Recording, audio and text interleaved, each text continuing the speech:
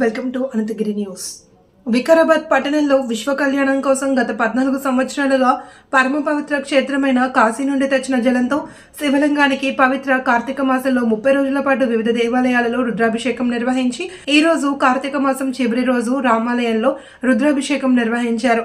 ఈ పూజా కార్యక్రమంలో భక్తులు, పట్టణ ప్రముఖులు అధిక సంఖ్యలో పాల్గొన్నారు. భక్తికి నిదర్శనం. అందులో సాకార తత్వం ఉంది, నిరాకార తత్వం ఉంది. రూప అరూప భేదాలు ఉన్నాయి. అందులో రూపం కనిపిస్తుంది కానీ రూపం ఏమీ లేదు. ఫర్ ఎగ్జాంపుల్, లింగం అంటే అర్థం ఏంటి? లింగం మీన్స్ ఇట్స్ ఎ సింబల్, గుర్తు, అంతే. అది దేవుడు అని కాదు అర్థం, పరమాత్మకు సంకేతం. అది జ్యోతి స్వరూపానికి సంకేతం, ఆత్మకు సంకేతం, బ్రహ్మకు సంకేతం, ఈ సృష్టికి సంకేతం. ఆయన లింగ రూపంలో ఉన్నాడు. ఎట్లా ఉన్నాడు? ఇగో పంచభూతాలంతా ఆయన లోపలే ఉన్నాయి. అది చెప్పడం కోసమే దక్షిణ భారతదేశంలో 5 పంచభూత లింగాలను ఒకే అక్షాంశ రేఖాంశాల పైన ఏర్పాటు చేశారు. మీరు కాంచీపురానికి వెళ్ళండి, అక్కడ పృథ్వీలింగం. జంబుకేశ్వరం వెళ్ళండి, అక్కడ జలలింగం. చిదంబరం వెళ్ళండి, అక్కడ ఆకాశలింగం. అరుణాచలం వెళ్ళండి, అక్కడ అగ్నిలింగం. శ్రీకాళహస్తి వెళ్ళండి, అక్కడ వాయులింగం. పంచభూతాత్మకమైనటువంటి తత్వం అంతా శివుడే. శివుడి లోపలే ఇవన్నీ ఉన్నాయని చెప్పడమే ఆ పంచభూత లింగాల యొక్క ఏర్పాటు. లింగం అంటే శివుడు మాత్రమే కాదు, బాణలింగం అని ఒక లింగం ఉంది. ఆలయాల్లో లింగాన్ని తయారు చేసుకున్న ఆ విగ్రహాన్ని మధ్యప్రదేశ్లో ఉండేటటువంటి నర్మదా నది నుంచి తెచ్చినటువంటి రాయితో తయారు చేస్తారు.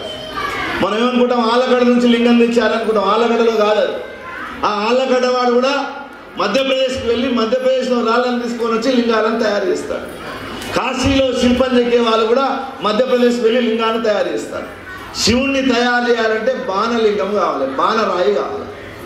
విష్ణులింగం, విష్ణువు యొక్క విగ్రహాన్ని తీసుకొని రావాలంటే నేపాల్లో ప్రవహించేటటువంటి గండకీ నది శిలల్ని వాడాలి.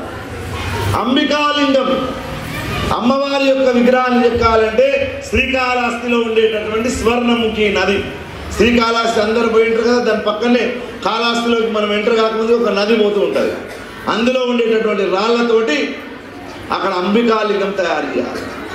సూర్యునికి సంబంధించినటువంటి లింగం తయారు చేయాలంటే, సూర్యుని విగ్రహం తయారు చేయాలంటే కావేరీ నదిలో ఉండేటటువంటి స్ఫటికలింగం.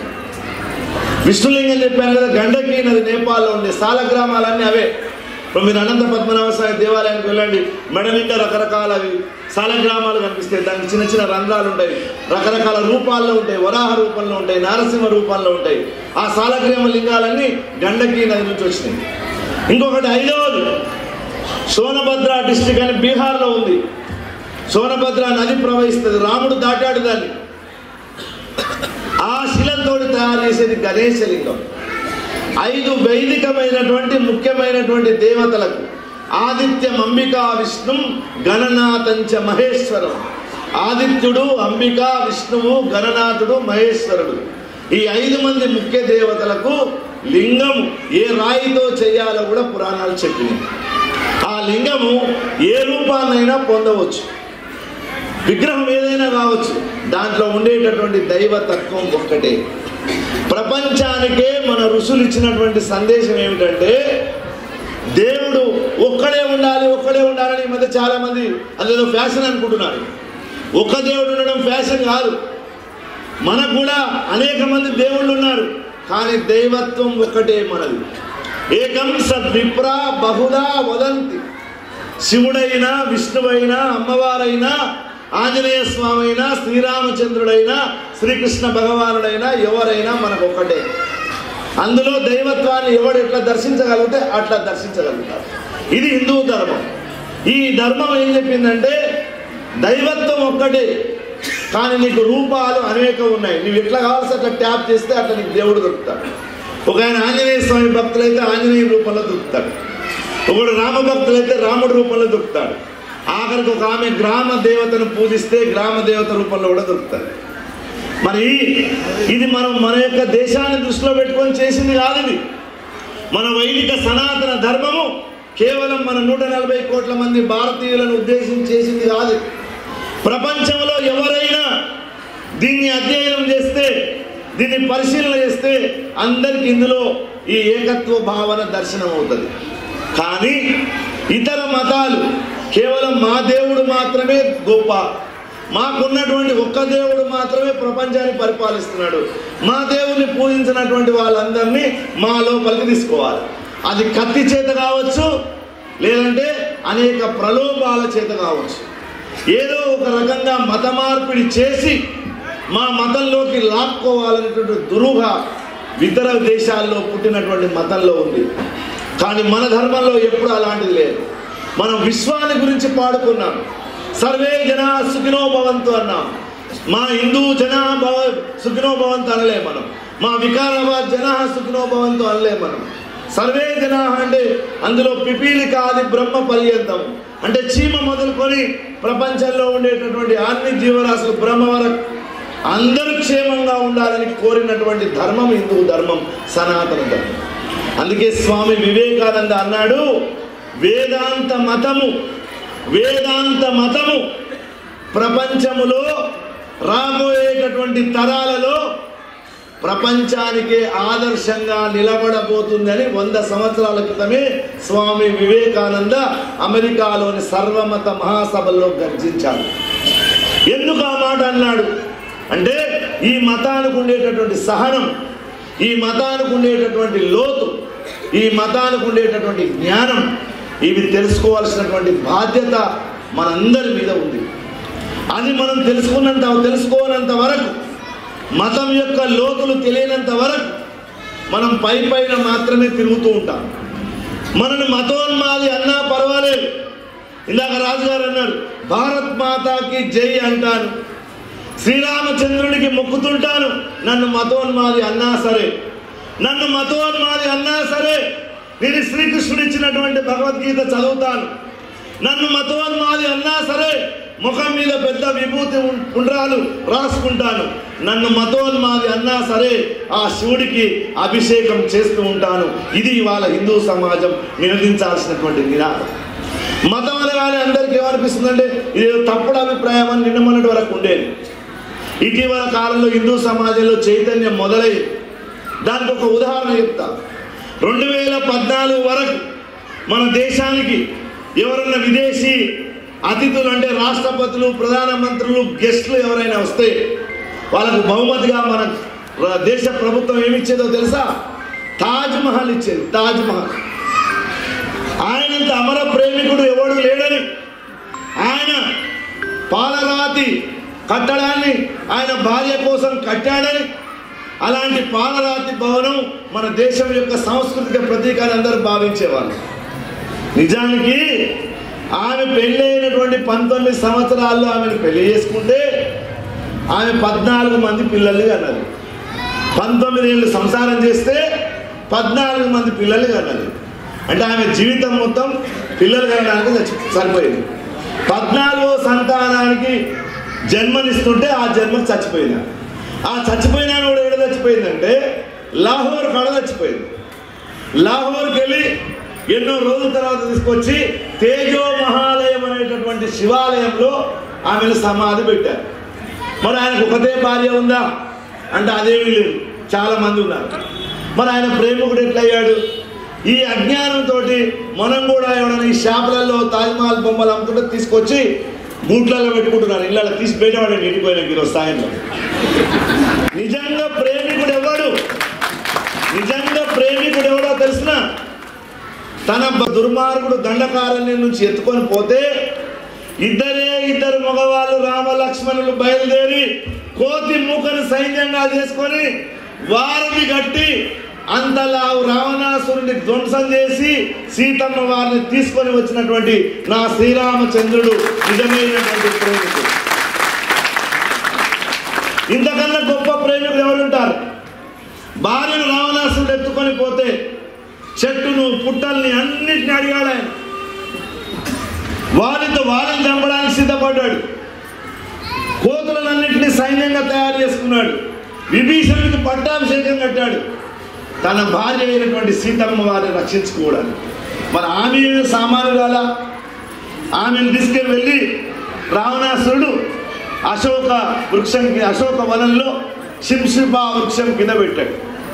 రావణాసుడు పొద్దున్నే లేచి మంచిగా తయారై 4 గంటలకే తయారై వేద విద్వద్వర్యులను అందరినీ మా సుభాష్ పంతులు లాంటి పెద్ద పెద్ద వాళ్ళందరినీ తీసుకొని వేద పఠనం చేసుకుంటూ అన్ని రకాలైనటువంటి సెంట్లు మూసుకొని చక్కగా స్నానం చేసి నగలు అలంకరించుకొని సీతమ్మ వారి దగ్గరికి పోయేదట.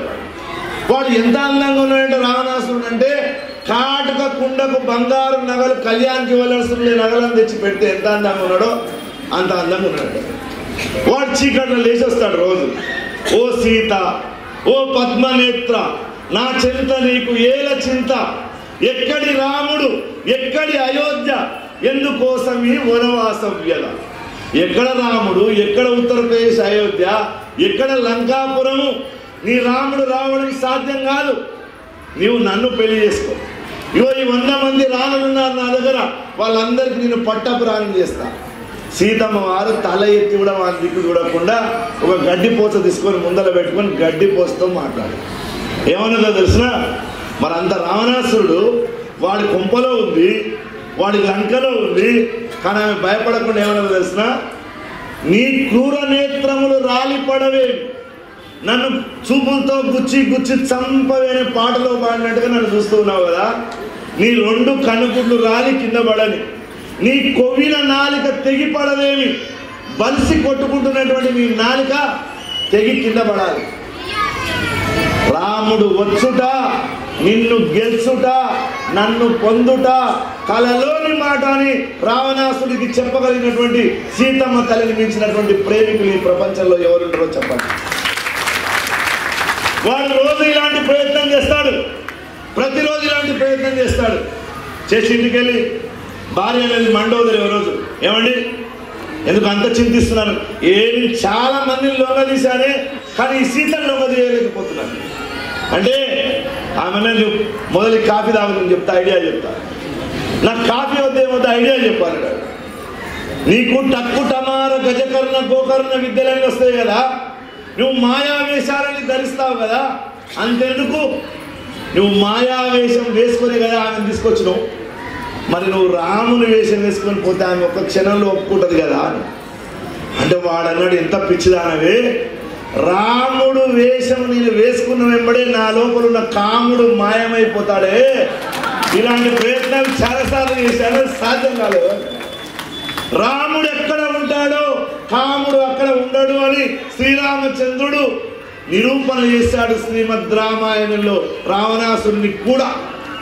అలాంటి అత్యున్నతమైనటువంటి ధర్మం, ఇంత గొప్పదైనటువంటి ధర్మం ఇవాళ మనం పరిశీలించుకోవాల్సిన అవసరం ఉన్నది. ఇలాగ రాజుగారు చెప్పారు చూడండి, ఇవాళ వేరే దేశాలు చూడండి, ఇవాళ బంగ్లాదేశ్ చూడండి, ఇళ్లకు వెళ్ళి ఆడపిల్లలను మానభంగం చేస్తున్నారు, గుంపులుగా వెళ్ళి నరికేస్తున్నారు. మనం అనుకుంటున్నాం మేము చాలా డబ్బులు సంపాదించాం, కళ్యాణ్ జ్యువెలర్స్లో నగలు కొన్నాం, ముత్తూడు ఫైనాన్స్లో కూరబెట్టాం. వీళ్ళిద్దరి దగ్గర కాకుండా గుండాయన కానీ చెప్తాడు మాతోడు కొనుక్కోవడానికి. ఇంకొక ఆమె బెనకాకోడలో మీ పైసలు మీరే కట్టి విడిపిస్తాం, మేము మీ డబ్బులు మేమే కట్టిస్తామంటుంది. మరి డబ్బులు సంపాదిస్తున్నాం, నగలు సంపాదిస్తున్నాం అనుకుంటున్నాం. ఏ డబ్బు దుర్మార్గుల ముందర, మతోన్మాదుల ముందర నిలబడదు. డబ్బు మాత్రమే ముఖ్యం కాదు, ధర్మం ముఖ్యం, మతాన్ని కాపాడుకోవడం ముఖ్యం. ఇంకొందరు అనుకుంటున్నారు మాకు పదవి వస్తే చాలు అనుకుంటున్నారు, నేను కౌన్సిలర్ అయితే చాలు, నేను ఎమ్మెల్యే అయితే చాలు అనుకుంటున్నారు కొందరు.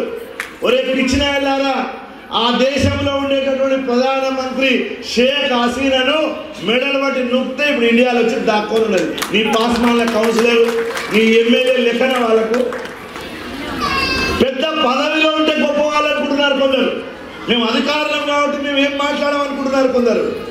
ఒరే పిచ్చివాడా, బంగ్లాదేశ్ సుప్రీంకోర్టు జడ్జి ఇంట్లోకి వెళ్ళి వాడిని మెడల్ బట్టి నొక్కితే వాడు పెట్టుకెళ్ళిపోయాడు.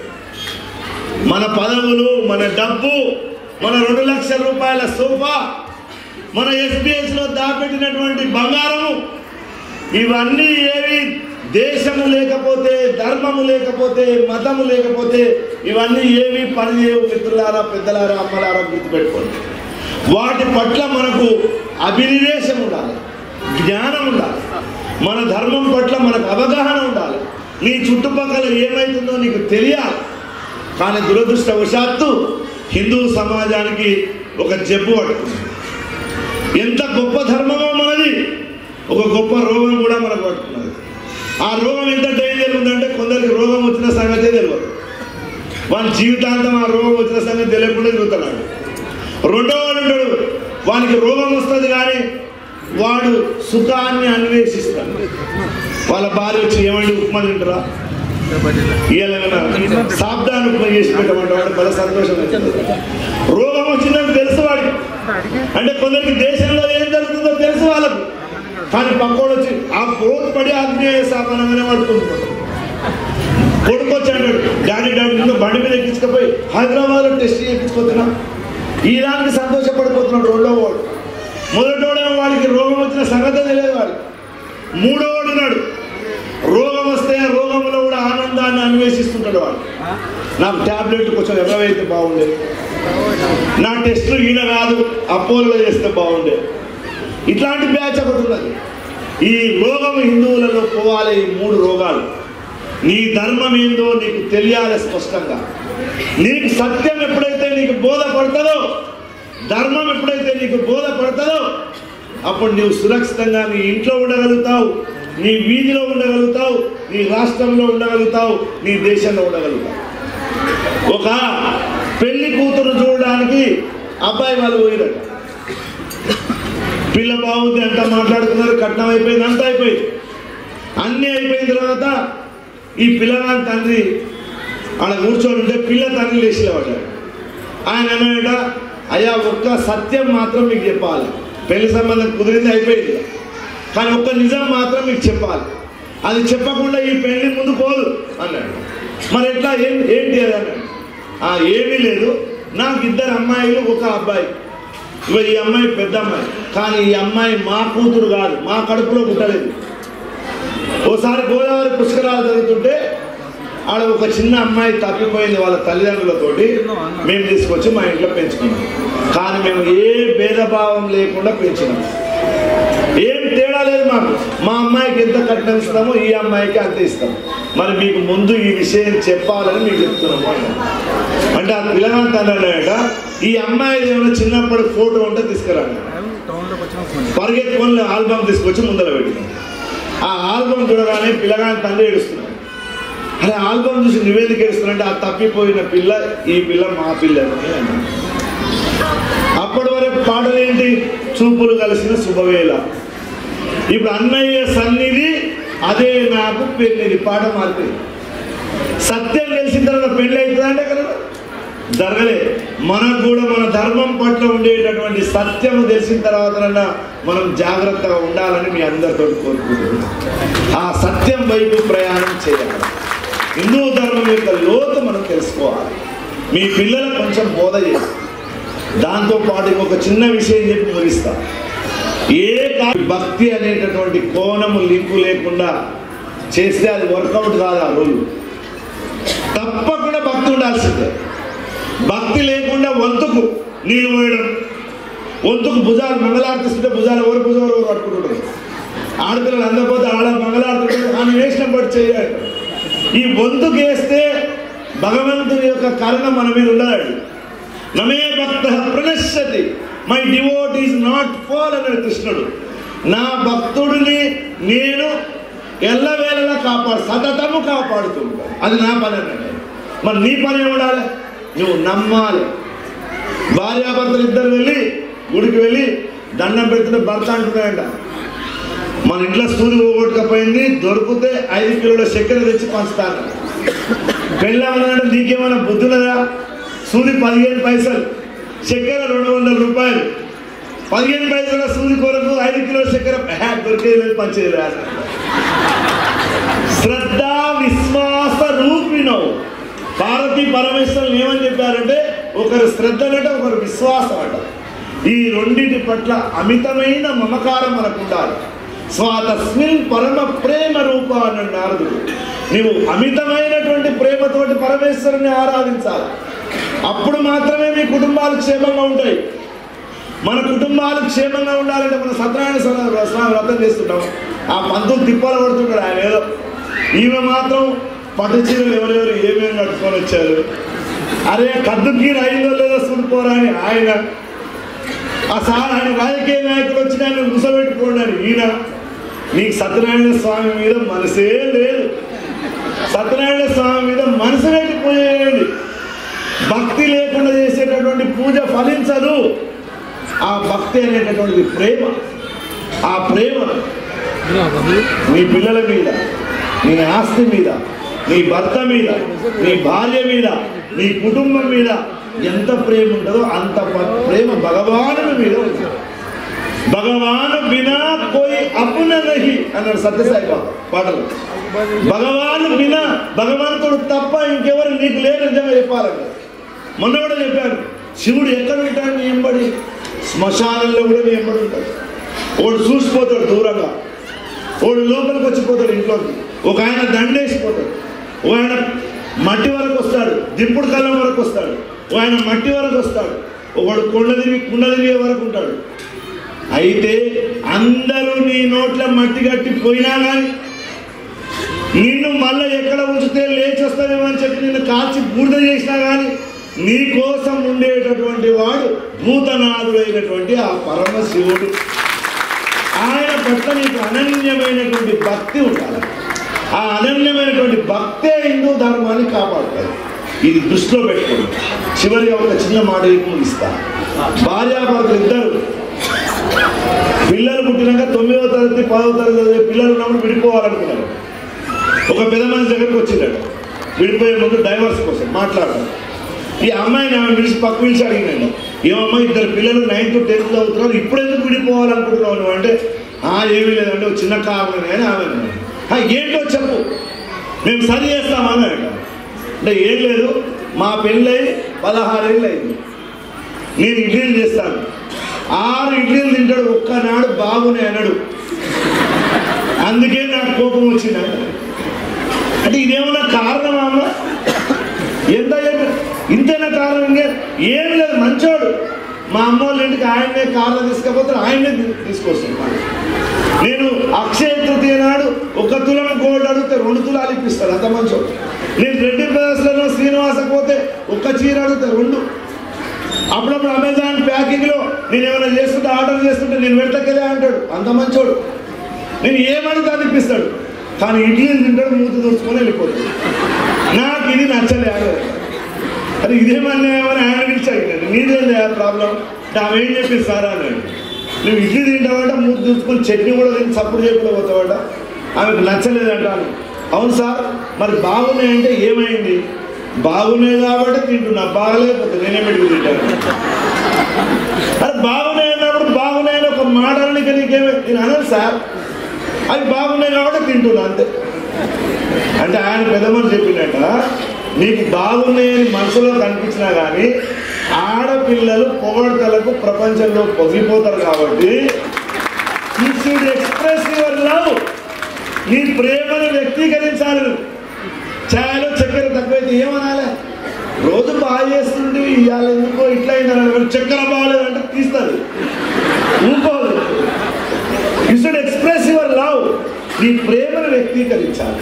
భగవంతుని పట్ల కూడా అట్లాంటి అనన్యమైన ప్రేమ వ్యక్తీకరించేటటువంటి జ్ఞానాన్ని పొందాలని మీ అందరితోటి కోరుకుంటూ నాకు ఈ అవకాశం ఇచ్చిన పెద్దలకు ధన్యవాదాలు తెలుసు.